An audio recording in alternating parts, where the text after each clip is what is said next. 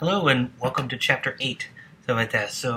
In Chapter 7, right, we were introduced to alkenes, right? So carbon-carbon double bonds, right? So we're talking about naming, degree of unsaturation, cis-trans, whatnot. And then start talking a little bit about the reactions, right? So to Chapter 8 now, we're going to be talking about reactions, reactions proper, right? So start with alkenes, right? We're going to actually be talking about all these different types of reactions, right? So now we're getting to the meat and potatoes of organic chemistry. Doing reactions. So again, right, so we were talking about how do you prepare them, right? So we talked about cracking, right? So that's taking it, long chain alkanes and heating it to 900 degrees. Well, you can't really do that in a lab, right? So there's a couple other ways that you can actually prepare these things, right? And so we can actually do it, right? So remember back to the basic, the four basic reactions, right? So the one that made the double bond, right, is an elimination, right? So you take right, so if you take something with either hydrogen on one side and a good leaving group, so let's say a halide, stuff like that, so you can actually do this, right? So or an alcohol group, right? Stuff like that. And so if you put in a strong base, stuff like that, so right, you can actually get the elimination, right? And so what happens? So in this case here, right, stuff like that. So Br. So if you had something strong base, right, you boil it, right? So the OH can come in here and attack this, right? So it's going to take two of its lone pairs, right, to make a bond with hydrogen. This has got to get rid of its two electrons here, and so that actually collapses down to make a double bond, right? But again, this carbon already has its four bonds. It's got to get rid of one, right? So it actually pushes them off there. Okay, and so what ends up happening is you end up with this plus, right, so H2O, right, which is HOH, plus your leaving group minus. Okay, with that you can either do that with base, right, so if you have an alcohol, right, a little bit different, but a similar similar concept, right, so here you have an H plus, right, from the acid catalyst. This comes in and attacks, right, to, right, so that comes in, right, so you should do this in red, right, so that comes in and attacks to make the new, right, to make this new bond here, right,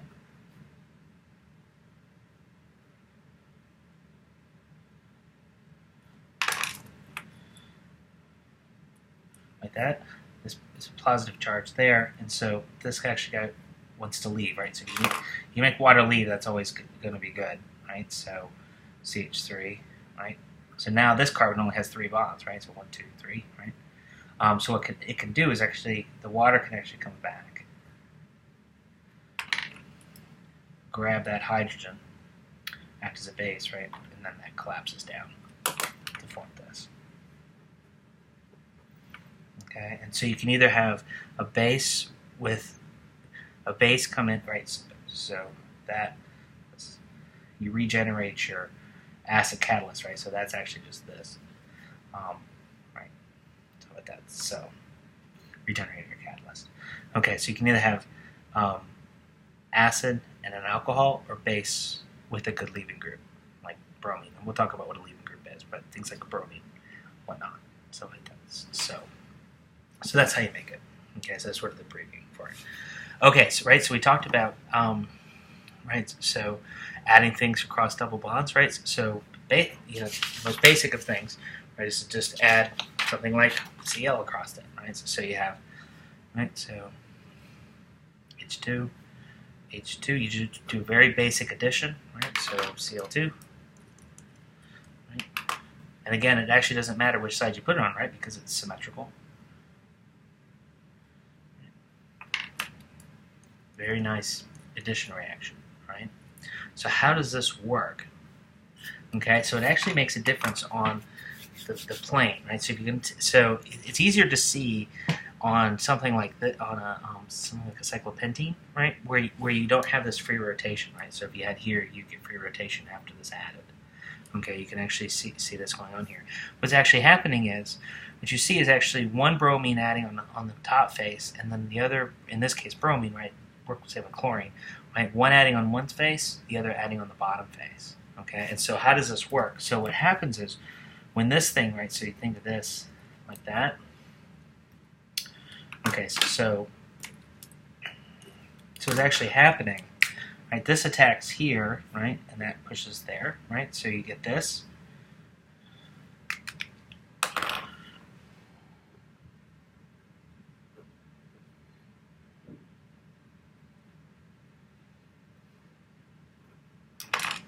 So you get chlorine, right? But remember that chlorine has lone pairs on it, right? Okay, and then a CO minus, right? But right, so you have so you have a positive, a carbocation right here, right? And you have lone pairs right there, right? So these guys here can actually, you can make this nice little resonance structure, right? Where it looks like this.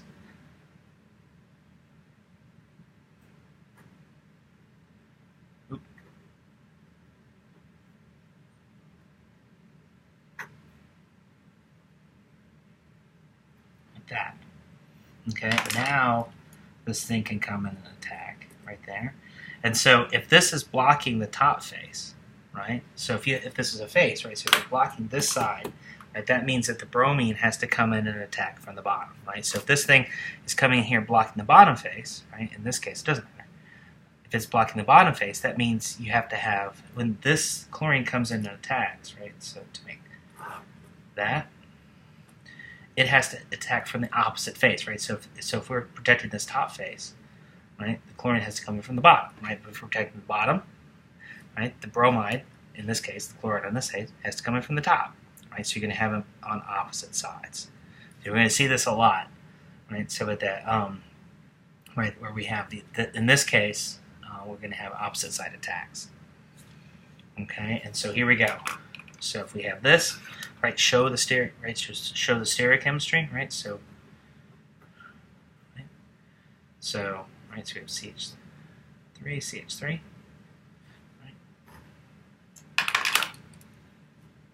And this is black. All right, so this comes in and attacks, right? There to make.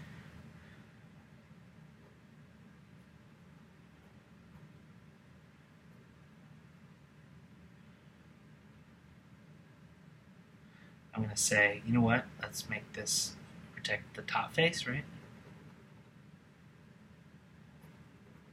Right, so it would come in, it would attack this, but then it would make this resonance structure, right? So we're going to attack the top face, right? So that when the chlorine that gets kicked off comes in and attacks, it has to attack the bottom. Okay, and so what you end up with is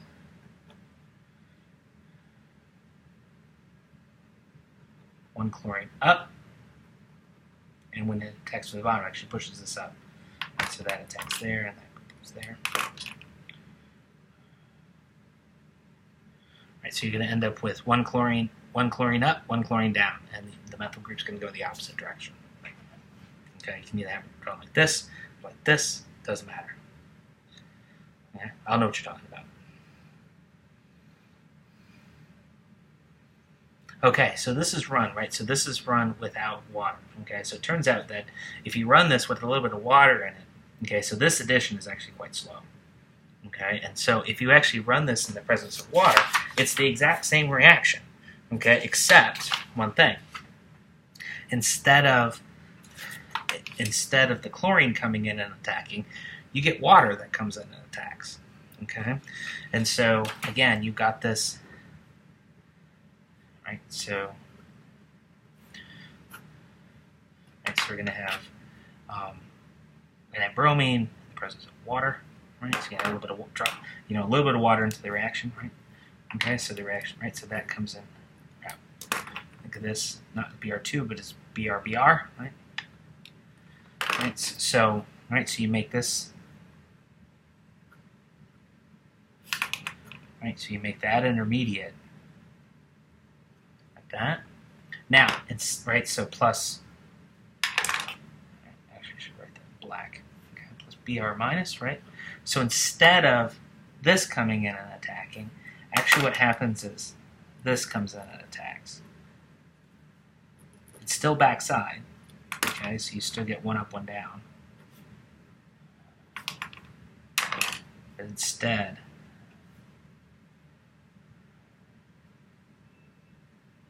you actually make this, right? And actually this will actually come in, grab a hydrogen, and go there. So you end up with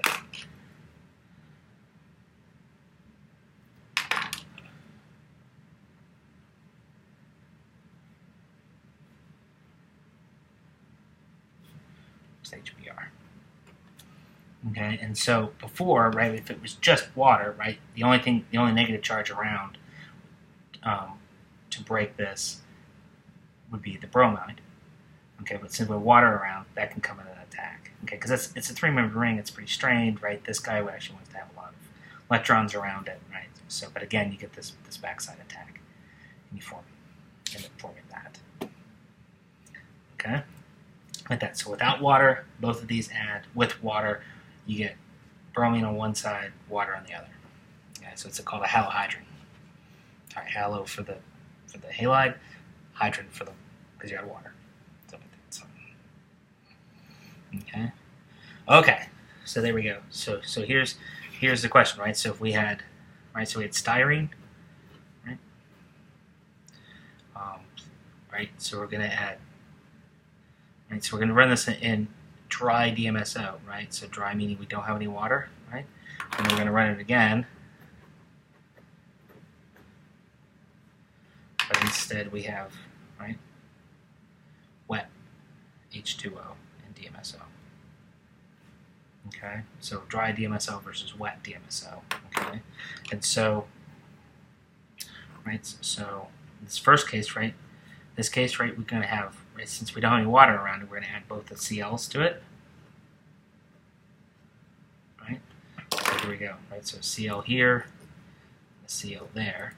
Okay, in this case, right, so, right, the first CL goes on, right, to leave the positive charge there. Now what happens, right? So now the water adds, okay, to add the OH there, right? So this is the product, right? It's not actually that switched, right? Because remember we formed the carbocation, and that's what the water comes in and attacks. Okay, here you can't tell, right? Because you're adding chlorine in here, but this one goes on first, and then the chloride comes back and attacks here. Here the chloride ends here, right? But instead of the reaction waiting around for the chloride to get moving, the water can come in and attack, end up with an OH there. Okay, but again, it's the exact same reaction, right? It's just the second step is a little different. Okay. Now you can just add water to the double bond, but again, it's the same reaction, right? We've been dealing with this entire time, right? So, right. But again, think of water not as H2O, but as HOH, right? Right, so you have this, right, there, coming and attacking there, right?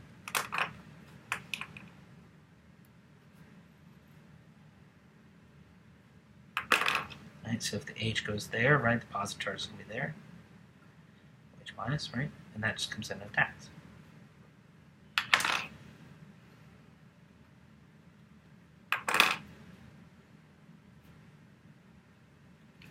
There you go.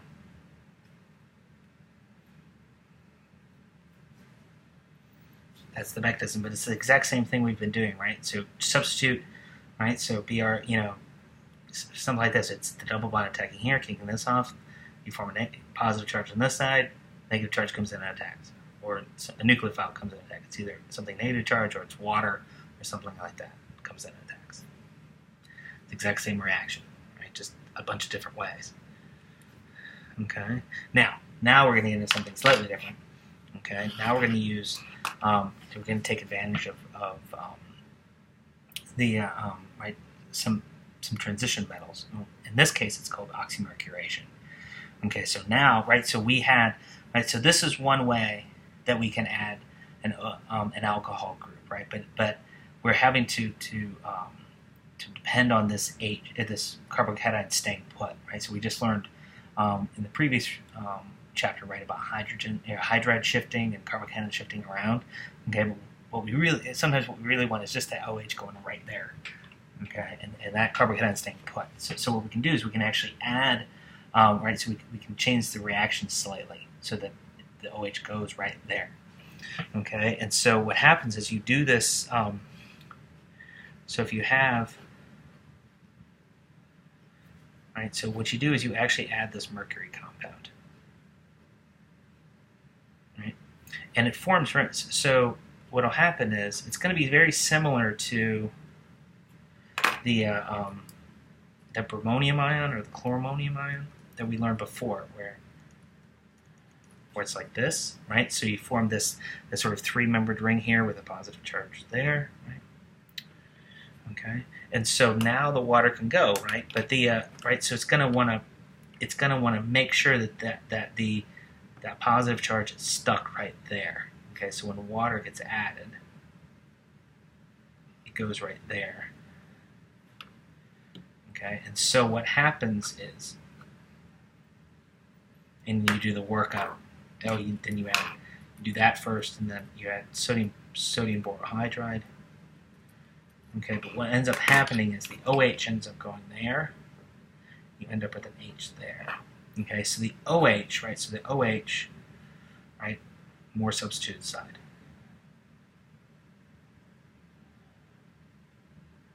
Side of C++C, okay, of your alkene. Okay. Now you can say, well, isn't that just what this is? Yes. So this is doing the exact same thing. However, here you don't have to worry about that positive charge migrating around the ring or around the structure. Here, you're stuck. It's only going to add across that double bond, right? So this would work, and this is easy, right? Because we don't worry about mercury interact, right? Disposing of mercury, worker safety and whatnot.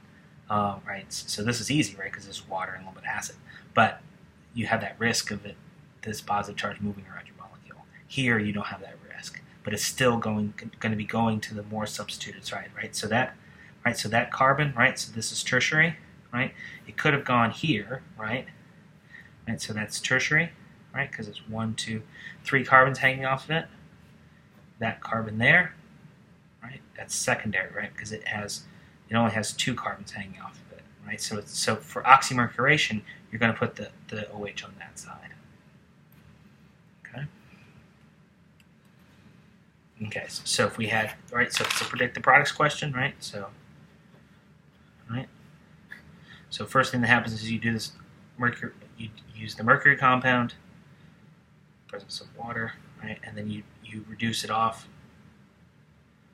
Right, so when you see the mercury compound, you're going to know, oh, I got to put an OH here, right? So what do you have to do? You have to compare this side versus that side, right? So this side, right, this carbon here, right, has 1, 2 carbons, right? So it's secondary. This one here, right, this is primary because it only has this 1 carbon hanging off of it, right? As opposed to this one, which has 2. Okay, so the OH is going to go there. And so you end up putting the OH there. Okay, and the other H from your water is going to go there, but you don't just have to write it. Okay. Now, next up, right? So, well, that's great. You know, if we want to put on the more substituted side, so what if we want to put on the less substituted side? Well, so there's another different type of reaction for this. Okay, it's actually called hydroboration. So this is the boron chemistry ended up being winner of Nobel Prize, shared by H.C. Brown at Purdue. He died here a couple years ago. Stuff like that. So but in this case, what you end up getting is actually OH on the least substituted side. Okay, and you actually have to use these BH3 type compounds. So you use boron. Okay, so if you use mercury, you're going to put OH on the more substituted side. If you use boron, you're going to put it on the less substituted side. Okay, so how does this work? So it turns out it's sterics. Okay, so the boron is bigger than the hydride. Right, so on the more substituted side, what ends up happening is the hydrogen can get in here a lot easier than the B can, than the boron can, right? So it's going to just take this side, right? So that puts the boron on this side. When you add peroxide, boron really likes to make bonds to oxygen, right? So you oxidize this off, and you end up leaving the OH group with it, right? So wherever that boron is, when you hit it with peroxide and base, that's where that ends up going. Okay, it goes on that. right? So, and just from sterically, right, it's going to be easier for the boron to get in on the less substituted side than that, right? A little tiny hydrogen can get in on that side. It works really, really well. So that's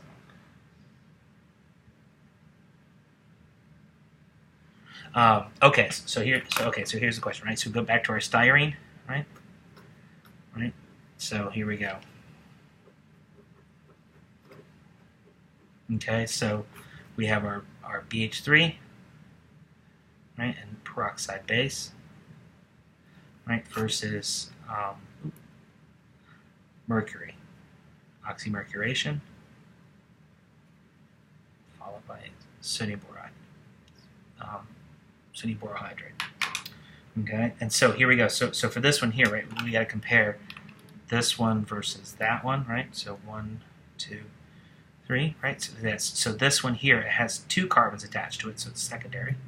This one is a primary, right? Because it only has one carbon attached to it, right? So BH3 likes adding here, right? So your product is going to be having the OH on this side, right? And the H would go over there from your water, from down here.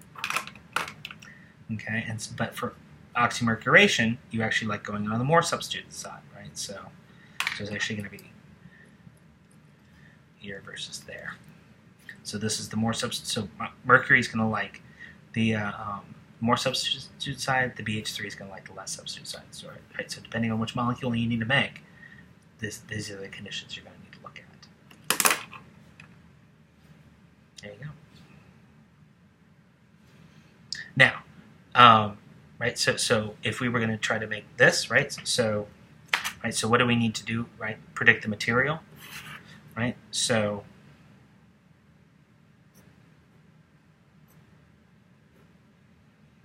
Okay. Oop. So we're trying to make this, right? So using BH3, right? So it's right. So when we add a double bond, right, it's either going to add the double bond's either going to be there, right, or it's going to be there, right? So we have H on one side, OH on the other, right? So if we started with it here, right? If we started with this molecule here, right? So here, right? So this one, right? 1, 2, 3, right? This is secondary carbon, right? Versus this one, right? Primary carbon, right? So when we do the BH3 reaction, right? Where's it going to want to go? It's actually going to want to go here, right? To form this compound.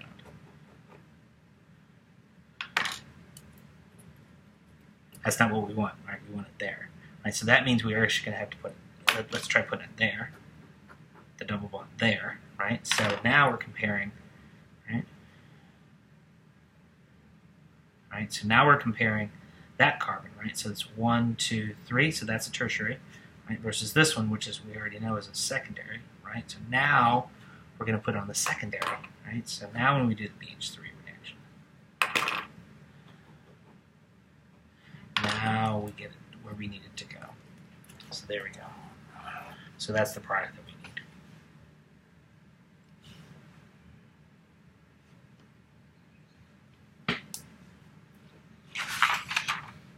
Okay, so hydrogenation. Okay, this is the easiest thing you're gonna see all year. Okay, and so here what you're doing is you're actually adding H's across here. Okay, and this is where skeletal structures come into play. Right, this is also where it's nice to have a whiteboard. Right, so all you're doing is you're adding H2 across the double bond. Okay, so here, right. So when you see hydrogenated oils in the or partially hydrogenated oils, what they've done is they've taken the double bonds off of this and made them into single bonds. Okay, and so, but the nice thing about this one here is the way that it actually works is that the hydrogens actually add across the same side. Okay, and so you take a double bond, make it down to a single bond, double bond, single bond by adding hydrogens across it. But the thing is, the hydrogens actually add on the same side. Okay, so why is that? It actually has to do with the fact that you add a catalyst. Okay, so platinum, palladium, platinum, something like that. Okay, so they're actually sitting on here, right? And so actually the hydrogens are actually going to be sitting up like this. Okay, and your molecule is going to be coming in. It's going to be coming in, and it's going to sit, bang, like this, right on top of it. Okay, and so since this comes down onto your surface like this, right? So it's going to pick up both hydrogens on the same side. It's actually going to pick up both hydrogens on the same side. Okay, so like that. So that's what ends up happening. Now, right? So, okay. So the issue is, right? So you have to figure out, right? Is where they're going to be, right? So if it's just a regular cyclohexane, right? It's not going to, it can either go on the top face or the bottom face, right? But sometimes, right? If you have something like this, like alpha pinene, right, which has a double bond here, right? You do have to take into account the fact that the molecule can't get, it can't get down here, right? So that means that the hydrogens actually have to add to the bottom, right? So it could add from the top, could add from the bottom, right? But we don't see this, right? Because the molecule can't like turn over and get down into that catalyst, right? So these guys here are actually blocking this phase, okay? And so when you hydrogenate alpha pinene, this is actually the only product you get, okay? Because it can sit down like this, but not, right? Because the bottom face isn't blocked, okay? So, okay. So again, at low temperature, right? So low pressures, at low pressures of hydrogen, platinum, or something like that, you take down. You can actually selectively take out carbon-carbon double bonds as opposed to carbon-oxygen double bonds. But if you do it at very high temperatures, everything, all the degrees of saturation, all the double bonds, all the single bonds, everything goes down to single bonds. Okay, by adding H's across it, right? So it's not. So this doesn't just go to O, right? It goes to OH, right? Because we're adding a hydrogen here and a hydrogen there. Right, so with that, so at low temperatures, at low pressures of 1 atmosphere, right, it'll reduce down this carbon-carbon single bond or double bond down to a single bond. But at very high atmospheric pressures of hydrogen, it'll actually do both. Okay. We'll talk about this more later, right? So hydrogenated fats, right? So a lot of these vegetable oils will have actually the cis double bonds, right? So they're actually kinked like this, okay? Right, and so when you actually hydrogenate them, they actually go straight. Okay, so they're kinked, right? So the way that I can describe it, right? So this actually ends up being a right. So it ends up being a solid versus a liquid, right? You can actually if this reaction doesn't go where well, it actually goes backwards. Okay, and actually makes the trans. Okay, and so the trans fats actually really clog your arteries. They're pretty nasty stuff. Okay. But these things are liquids, right? Because there's not very good packing, right? With a cis double bond. So the way that I sort of think about it, the way I described it classes previously, it's like, you've seen the scenes from like the subway when like it's it's like everybody's trying to get onto the subway train, whatever, so like that. So they're waiting on the platform, right? So if you right, so if everybody's standing straight up, right, you can pack very efficiently. Right, so that's actually what this is here. The saturated fatty acids allows it to stack straight up and down. Right, so you can pack a whole lot in there, makes it a solid. These cis bonds actually, and if you build them in your model kit, they actually put a kink in there. Right, so now imagine if everybody was hunched over. Now you can't put nearly as many molecules in it. They don't pack nearly as efficiently. Right, you can put as many people onto that platform. Not if everybody was hunched over, right? And so that's actually what's happening here. Is you don't get as good as efficient packing, and so that's why they're actually a liquid. So it goes from liquid to solid. Okay? And then sometimes this reaction doesn't go efficiently; it goes to a trans. This reaction kind of goes halfway and goes back, but it forms this trans. Okay, so here we go. Right, so we have, right, so we have this there, right? We have this in the presence of a platinum of carbon, right? So what do? Easiest thing to do is just take out the double bond. It's going to be the easiest reaction to do. Now, right? So here we go. So palladium carbon, right? So again, you only take out that double bond there, right? This stays intact. Okay, it's just a regular carbon-carbon bond. Now the other thing would be if you had this, right?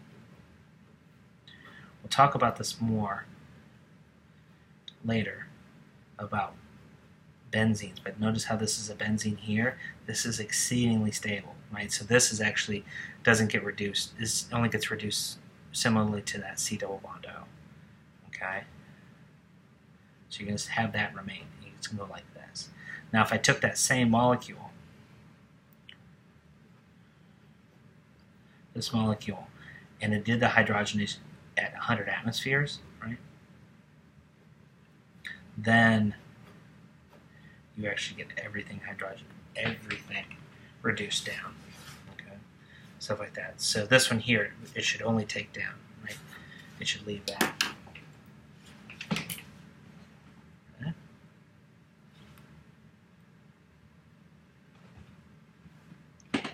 Okay.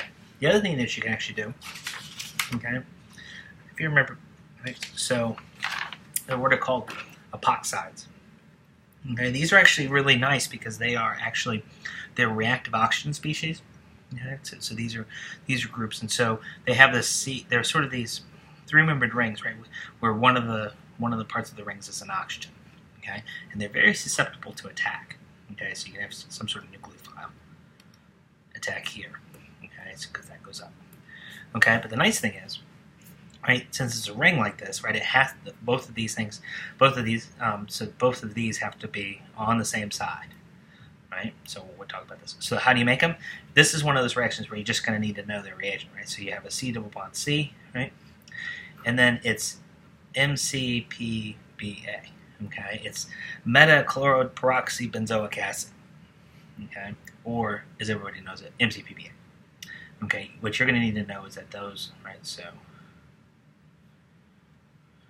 right, so if you have here, right, so it's going to just form, it's going to make that double bond into an epoxide, right, so if these are coming out at you, that side, they're going to stay coming out at you.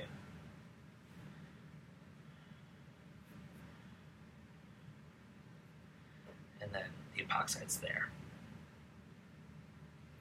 Okay, so double bond into an epoxide, MCPBA. It's one of those reactions you just need to know. Okay. Right. Okay. Now it can form on either phase, right? So this is actually, since it's a meso compound, it's actually, you can form it in enantiomer. But for something like this, right, it actually doesn't matter if it's the forward or the back. Actually, both of them will form. Okay. Because unless one of them's blocked, okay, it's actually going to form both of them. Stuff like that. So here it's formed up. We're going to put that, but just be aware of that. Okay, so how does this work? Okay, so why is this reactive, right? Right, so you're going to have right, so this is going to be,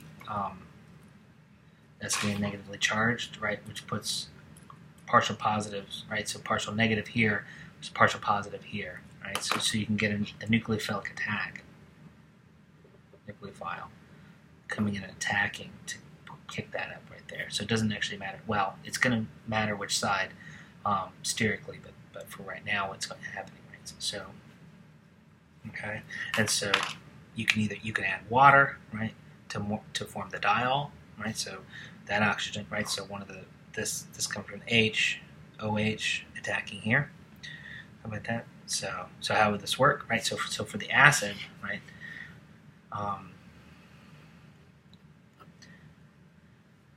Presence of acid, right? So this guy would come there, right? To actually form this intermediate.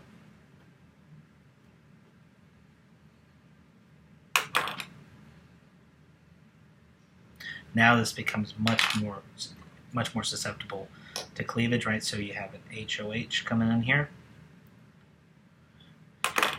Now this can come in and attack, kick that up, form. Right, so this double bond becomes the second set of lone pairs here, right? And so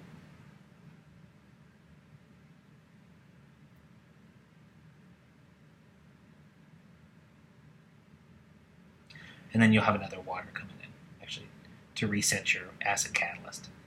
There, and then there. Right? That's how these all work.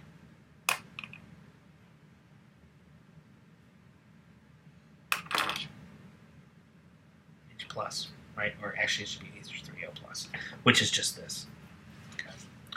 So, right, but the addition, right, so if this epoxide is on this top face, that means that the water that comes in here has to be on the bottom face. Okay, and so here, your final product, it doesn't show it here, but notice how one's up and one's down. That's what's going to happen here. You get the trans OH product. Okay, so one up, one down. Okay, stuff like that. So when you have epoxides, you have glyphil attack. Right, this face is blocked. Right, that face is blocked by the oxygen. Right, so it's going to come in. It's got to come in from a backside attack. It's going to come in if the top face is blocked, the bottom face is open. Okay, so what if we want to make a cis diols, right? So we talked about making trans diols, right? So one up, one down, right? So one up, one down. So what about this? What? Well, there's some creative chemists out there. They actually use a different molecule. This is osmium tetroxide. Okay, and so what happens is this osmium actually forms this intermediate here, right? So it takes two of those, the oxygens from the osmium, OSO4, okay, and forms it here. But since it has to be on one face, right? So it's actually very similar to the epoxide, right? So that it has to be on one face here. But what happens is, right? So when you put this as NMO, it's N-methylmorpholine and oxide. Okay, that actually allows you to only have to use a catalytic amount of it regenerates this osmium, so you don't have to use a lot of it because it's kind of nasty. It's expensive too. Stuff like that. So when this gets oxidized off, okay, what will happen is both these OHs here stay on the same side.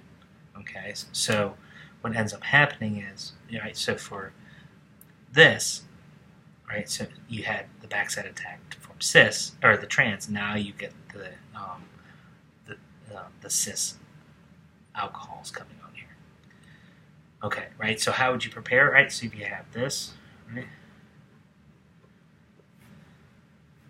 So if you want to make the, right, so if you want to make the trans, how would you do it? Right, so we have just said if you want to make the trans, right, so you have to use MCPBA to make the diol, and then add water, right, H plus and water. Okay, this makes the epoxide, which does one face, and then you have the water come in, do the backside attack. Okay, if you wanted to do the right, if we want to do the cis,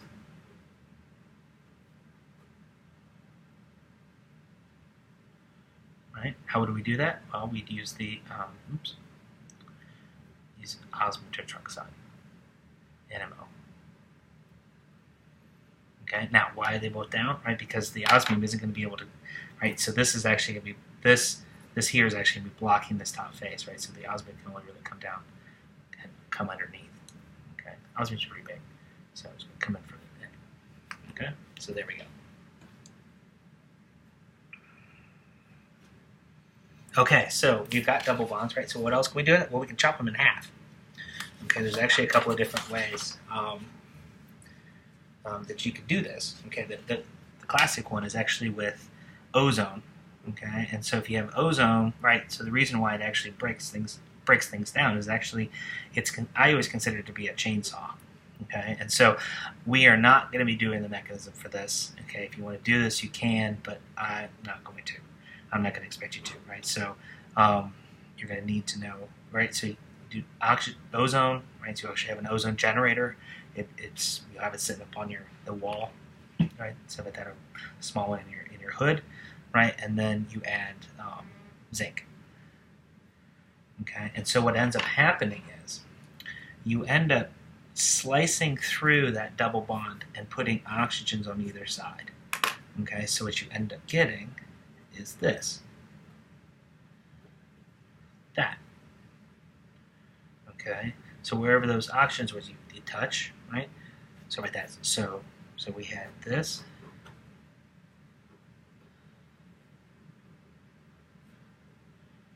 Right? So right, so we had, so in the presence of ozone, right? And then we do a zinc acid workup. slice in half, we put an oxygen on either side, right? So what do we end up with? Right, so there's your oxygen, right?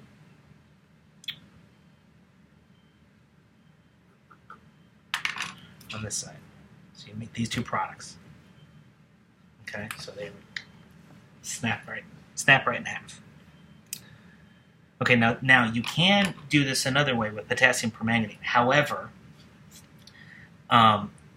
if you did the same thing with, however, it's much more reactive than ozone is, and so you don't have, you can't leave an aldehyde behind. Okay, actually, what will happen is this gets taken up to the OH, to the carboxylic acid. So if you did this exact same reaction, right?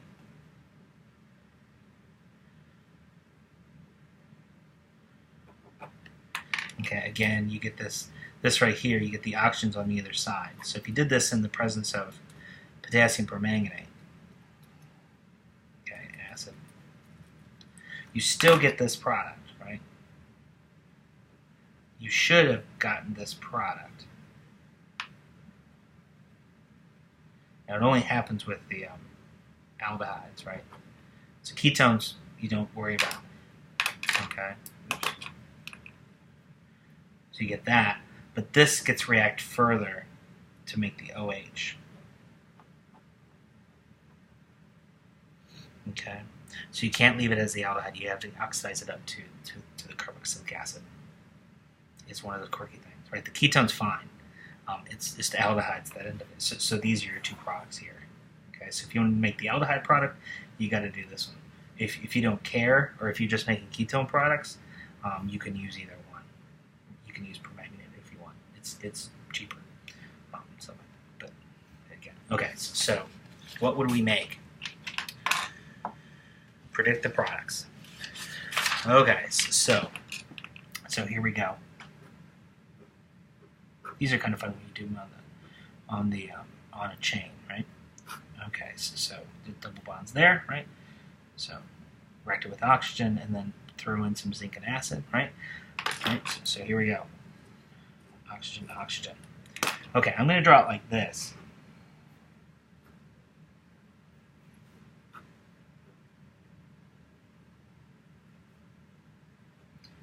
So you can actually see what's going on. Okay, so remember there's a hydrogens here, right? So hydrogen there. That's the product. Okay, and if you were to draw this on a test, that's fine, right? Or you can unfurl it. But this is really what's going on here. It's just what we did doing before. It's just they happen to be looped together. Okay. Now, for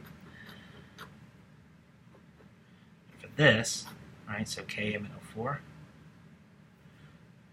Okay. Again, you slice this, right? You have oxygens on either side.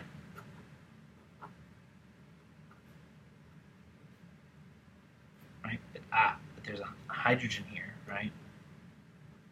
We can't have that. So that gets, this aldehyde gets taken into a carboxylic acid. Okay, and so here are your products there. Okay, so we can't, this here we can't leave in the presence of KMnO4. We have to take that up to an OH. Okay, so there we go. And again, if you want to draw it like this, that's fine. I'll know what you're talking about. But sometimes it's easier to see like that. So this is just that. This is just that, just curled up, stuff like that. But it's legal. You're not ChemDraw experts. So okay. Now we talked about making OH bonds, right? Or right, these diols, right? So, but we can actually also cleave them too if they're right next to each other. Okay. And so this is another way that we can do this, right? So this is similar to this sort of cleavage here, actually. Okay, and so if you have this, and they're pointed in the same direction, okay, not only are they right next to each other, but they have to be pointed in the same direction, you can actually do this, right? And you, again, you slice right there, and you end up putting a double bond, make these into, see, right, so there was H's here, right?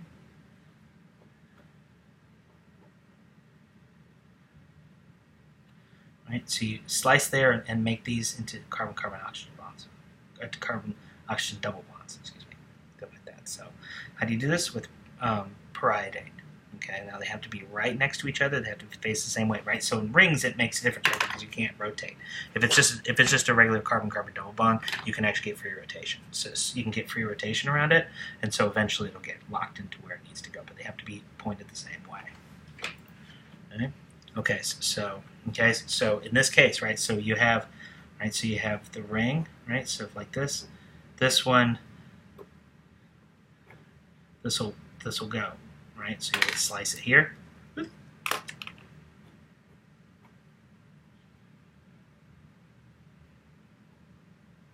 that. But if one's up, one's down, no reaction. Okay? Now, they don't have to be like exact, right? So if they're pointed generally in the right direction, right? So they're like this, that's okay, right? So if they're both equatorial like this, the reaction will go, right? But if one's up, one's down, definitely one up, one down, definitely axial, that's not going to work. Okay, so if you had here, right, so if you had a sugar like this, right, so this is a carbohydrate, so we'll talk about this at the end of the semester, right? So we have an OH there, OH there, OH there, OH there, right? So I'm going to put in the carbons, right? So because it has to be 1, 2, right? So it has to be right next to each other, right? So this option doesn't have one next to it, right? It's 2 away. This one, nothing in here, but we've got one here, right? 2 that are on adjacent carbons. This one here, in order for it to go, it'd have to be here, right? Oh, there's an oxygen, but that's actually an ether. It has to be an OH. So really, it's just here, right? So you slice it there, right? So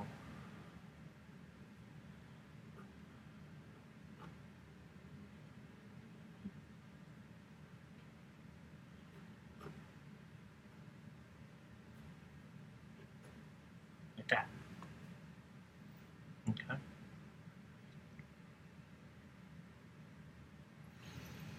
Okay. Now, right, so one of the things that actually happens, right, so now so we always want to make carbon-carbon bonds, right? So one of the things that actually happens are actually these addition of what are called carbenes, okay? And you can do this to make what are called cyclopropanes, right? So these are these 3-membered rings, the little triangles, right? These are actually important. You're seeing them pop up more and more in pharmaceutical drugs. So these are actually 2 that have them, right? So this one's actually developed for thyroid cancer, right? So the ring's right there, and then this one's Cipro. This is the antibiotic, right? So there's one actually right there. Okay, so these are actually difficult to make, right? But they're important. They can be exceedingly important in chemistry. So how do we make them? Right, so we use what's called a carbene. A carbene is actually a C with a lone pair on it, right? So it actually has 1, 2, 3, right? If you do the formal charge, there's actually none, right? Because we get 1 from this one from this, and this double bond. It's actually a 0, right? But it's highly, highly reactive, right? It wants to make, right? It needs those. It wants to use these guys, particularly to make a combine with the double bond to make the cyclopropane. Okay, you make a highly, highly reactive to make something like a cyclopropane.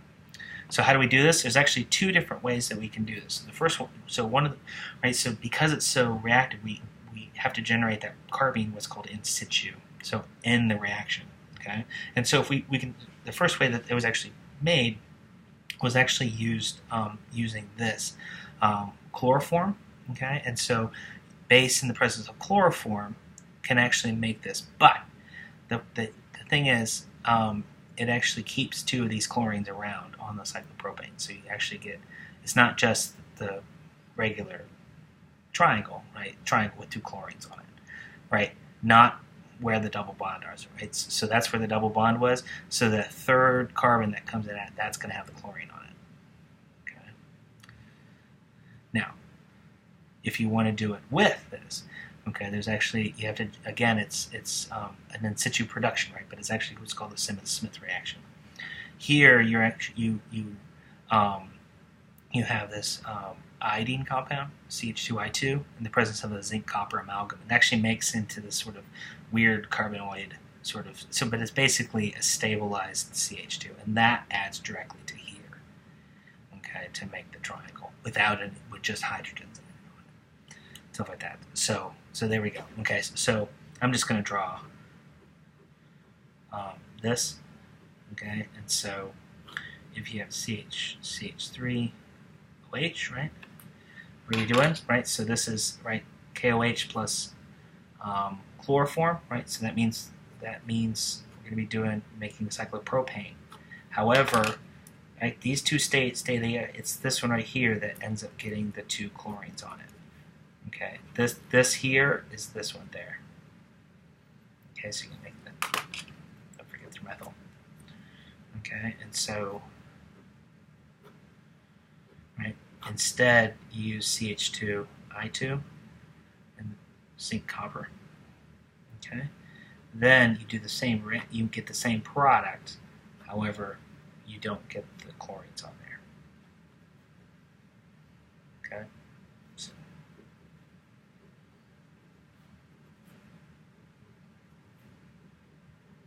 right. I just drew this part. That half the molecule. Okay.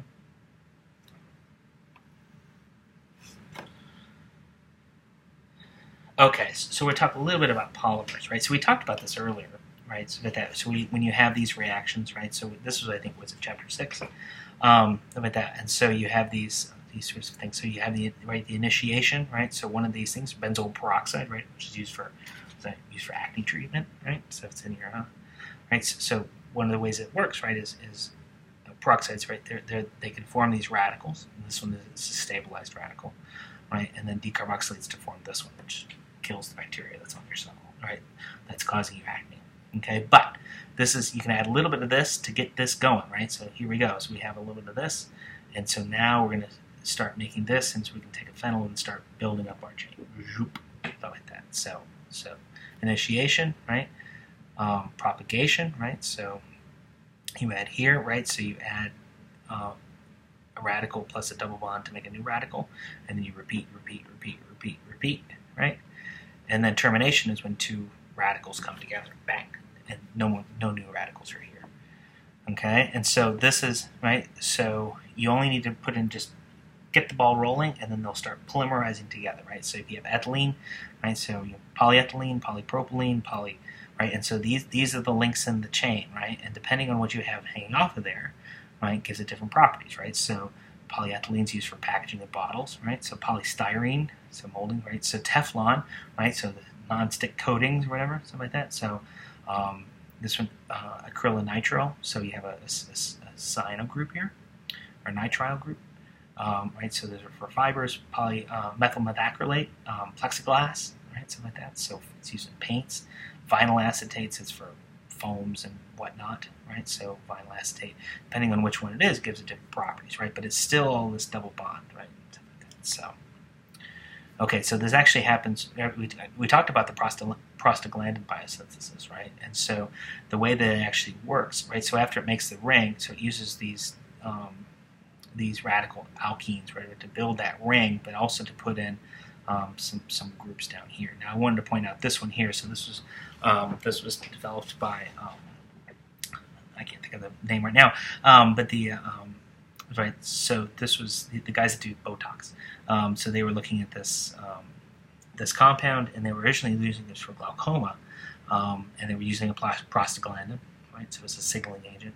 And again, they always have the 5-membered ring here, 5-membered carbon ring, which is pretty unusual, and then they have these long chains hanging off of them. But it turns out that, which they ended up getting approval for, this Lumigen, so with that. But they also found out that, realized when they were looking at doing the studies, the people that got this actually got really thick eyelashes and stuff like that. So they got a secondary approval for thin eyelashes and stuff like that. And so it's actually called Latisse, stuff like that. So it's originally developed for glaucoma, but they noticed an interesting side effect to it, and so they're able to do market it for something else, stuff like that. So okay, so with that, so right, so we were talking about right, so when we were attacking this, right, so with that, so we can attack on either face, right? So it doesn't really matter. But it does matter, right, when equal quantities, right? So if we have an achiral alkene, right, so with that, so we're actually going to make equal quantities of the of this, right? So if it next to the top face, you get the R, next to the bottom face, you're going to get the S, right? You're going to get a racemic mixture. However, if you have a chiral center in here, what actually happens is one face is actually blocked, okay? And so, right, so this methyl group is sort of blocking one of these faces, right? So it's going to have to come in from another, right? So you're actually going to get unequal quantities of the two diastereomers. Okay, so if you have an achiral alkene, you get 50-50 mixture, right? Because it doesn't matter. But if you have a chiral group in here, right, one side is one face is going to be blocked a little bit more than the other face, and so you get an unequal mixture. You don't have to predict this, but just know that there's going to be an unequal mixture, okay, of the two. Okay, there you go, chapter 8.